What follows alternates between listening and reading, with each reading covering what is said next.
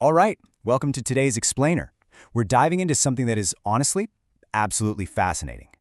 For decades, software has just been, well, trapped behind glass, right? Code just lived on screens. But today, we're zooming in on that exact magical moment where abstract on-chain digital state literally breaks out of the screen, reaches out, and triggers real execution in the physical world. We're talking about liquidating informational debt and turning code into tangible reality. So, the big question is, how do we actually bridge this massive gap between abstract digital intent and our messy physical reality? This is arguably the ultimate challenge in all of Web3. Think about it. It's one thing to have a digital promise floating around on a blockchain somewhere, but how do you move from that abstract, ethereal space to actual execution down at the leaf nodes? And when I say leaf node, picture a smart appliance in your kitchen, or a robotic arm on a factory floor, or a drone overhead. How does a piece of code strictly command that hardware without completely losing the plot along the way?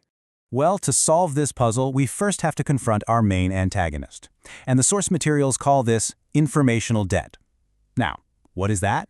Basically, informational debt is a flaw that's just fundamentally baked into the probabilistic nature of current cloud AI systems. It's this dangerous accumulation of lossy approximations that creates a huge disconnect between what the human actually intended and what the machine ends up doing.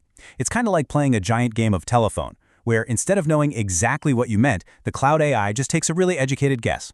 And every time that guess is even slightly off, boom, you accumulate debt. The message degrades. In software, that's annoying. But in physical hardware, a lossy guess can literally be disastrous. We don't want the machine guessing. We want it knowing. So here is our roadmap for today's Explainer. We're going to deconstruct the semiotic bridge in 5 quick steps. We'll hit informational debt, the ALU surveyor, LNA 33x bit packing, O1 complexity, and finally, the record of sweat. All right, let's jump right into section 1, informational debt. We are in the middle of a massive philosophical shift right now. We're rapidly moving away from the lossy guesswork of standard cloud systems, what the docs actually call the FPU gambler. I love that term. Think about a traditional AI model, right? It might be, say, 99% sure it understands your command. But if you're commanding a massive industrial motor or an autonomous car, that 1% error rate isn't just a tiny glitch, it's a real-world disaster waiting to happen. You absolutely cannot gamble with physical hardware. Instead, we're driving straight into absolute deterministic truth. No probabilistic guessing, just pure mathematical exactness.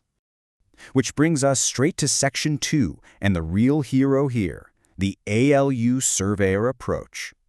The ERC 7827 standard is brilliant because it ensures that every single digital action isn't just a guess. It is a mathematically flawless, bit-perfect record of exactly what the human pilot intended.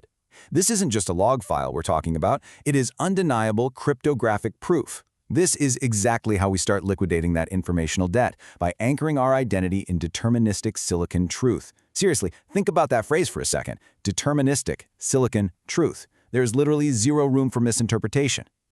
Okay, so how does ERC 7827 actually pull off this level of truth?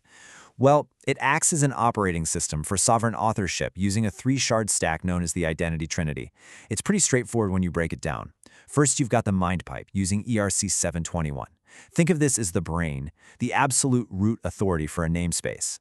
Then you have the unified body, built on ERC 1155. This is the manager handling the collective hierarchical permissions for a group of agents. And finally, the individual shard, also ERC 1155, which is the specific, irreducible coordinate of an agent. It's the unique fingerprint of a single actor. Together, this trinity builds a perfectly structured chain of command that simply cannot be spoofed or misunderstood by the machine. Moving right along to section 3, LNA 33x bit packing. Now, to actually make this deterministic truth actionable, we have to fit all of this complex identity data efficiently onto the blockchain. And the secret sauce here is LNA33x bit packing. To picture this, imagine a standard 32-byte EVM word as a super constrained shipping container. You have a tiny, highly specific amount of space.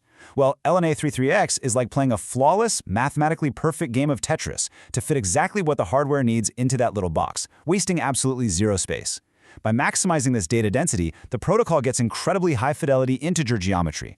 We're packing the data so perfectly that the machine can read it instantly, providing a flawless algorithmic foundation for hardware without needing some bulky, laggy translation layer in the middle. All right, section 4. Let's talk about O1 physical complexity. So you might be wondering, why does all that extreme data density and perfect bit packing actually matter? Well, it's because of what it unlocks out in the real world, O1 complexity. In computer science, O1, or big O of 1, basically means constant time. It means the operation requires a single, direct, immediate computational step. No loops, no searching, no guessing, no waiting around. Because the data is bit-packed so flawlessly using LNA33X, digital tokens can now reliably command physical hardware, whether that's a tiny servo motor or a massive neural processing unit, in constant time. It just executes, instantly and perfectly. Let's actually trace this journey because it's super cool to see how it flows from code to reality. First, your bit-packed JSON state updates immutably on-chain. Next, it fires an immediate O of 1 command straight down to a localized micro-host. The docs specifically highlight this awesome little device called a cheerbot that runs on a simple Raspberry Pi. And here is where the physical magic actually happens. The GPIO pins, the general-purpose input-output pins on that tiny board, receive that exact command and trigger the real-world action. This is the absolute frontier where the cold, digital domain reaches out and literally touches the physical environment. And this, right here, perfectly illustrates the completion of the semiotic bridge. Remember that magical moment we talked about at the very start of the explainer? This is it. Those tiny metal GPIO pins on the micro-host are literally translating the strict, deterministic code into physical electrical signals. It reacts in the real world. Maybe it turns on a light, moves a robotic arm, or flips a physical switch. We've officially bridged that massive gap between rigid machine execution and messy human desire. Finally, let's look at Section 5, the record of sweat. So to make sure this whole ecosystem doesn't just evolve into an infinite loop of bots talking to other bots, the architecture uses something called kernel sign. By combining ENS attestations and cryptographic signatures, it creates what the sources wonderfully call a record of sweat. Look, in a fully automated world, proving that a real, breathing human actually expended physical effort, that someone literally sweat to trigger a change, is the ultimate anchor of value. We need this permanent mathematically verifiable history proving that real physical human work took place out at the leaf nodes. It ensures that humanity stays right at the very center of this automation loop. This whole Cosmos framework is just a beautiful synthesis of everything we've talked about. It perfectly captures the divide we've just conquered. On one side, we've got the Cosmo, the global internet, the ethereal blockchain where our abstract JSON states and bit-perfect intent are safely anchored. It's infinite, it's abstract. But on the other side, we have the local. This is the desk you're sitting at right now, the room you're in, our tangible edge devices. It's where the actual execution happens. We have finally connected the infinite Cosmo right down to the tangible local. The technology isn't theoretical anymore. It is literally here. The informational debt has been paid in full, and the semiotic bridge is wide open for business. We've officially moved from abstract Web3 theory to a root-to-leaf architecture that can sit on your desk and move physical objects in your space. Which leaves us with one final, pretty wild question for you to chew on. When will these bit-perfect promises start orchestrating reality in your own living room, and what exactly are you going to program them to do?